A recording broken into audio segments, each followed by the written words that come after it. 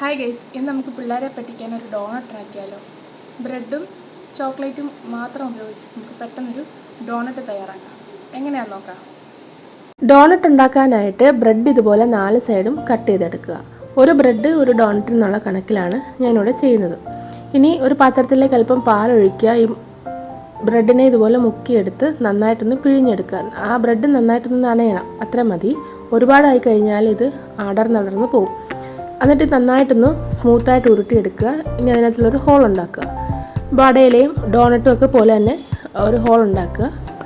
ഇനി നമുക്ക് ഓരോന്നും ഇതുപോലെ ചെയ്തെടുക്കാം. ഞാനിവിടെ 6 എണ്ണം ഇതുപോലെ ചെയ്തെടുത്തിട്ടുണ്ട്. എണ്ണ നന്നായിട്ട് ചൂടാക്കുക. അതിന് ശേഷം ഒന്ന് മീഡിയത്തിലേക്ക് ഇട്ട് കൊടുക്കുക. ഇനി ഓരോന്നായിട്ട് നമുക്ക് ഫ്രൈ ചെയ്തെടുക്കാം. ഇത് ഫ്രൈ ചെയ്യുമ്പോൾ ശ്രദ്ധിക്കേണ്ടതെന്ന് പറഞ്ഞാൽ ഒരു സൈഡ് അത്യാവശ്യം നന്നായിട്ടൊന്ന് മൂത്തതിന് ശേഷം മാത്രം തിരിച്ചിടാനായിട്ട് ശ്രദ്ധിക്കുക. ഞാനിവിടെ അല്പം ധൃതി കാണിച്ചത് കൊണ്ടായിരിക്കാം ഇത് അടിയിൽ നിന്ന് ഇളകിപ്പോയത്. അതുപോലെ തന്നെ പാലിന് പകരം വെള്ളം ചേർത്താലും മതിയായിരിക്കും.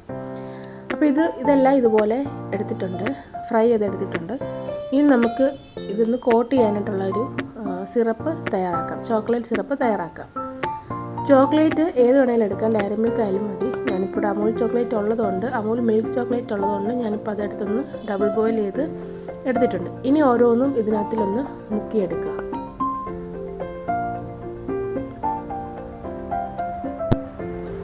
ബാക്കി 2 എണ്ണം അടിയിൽ പിടിച്ച് അതിൻ്റെ ഷേപ്പ് പോയി. അതുകൊണ്ട് എനിക്ക് 4 എണ്ണം കറക്റ്റായിട്ട് കിട്ടി. ഇനി നട്ട്സോ സ്പ്രിങ്കിൾസോ ഷുഗറോ വെച്ചൊന്ന് ഡെക്കറേറ്റ് ചെയ്യുക.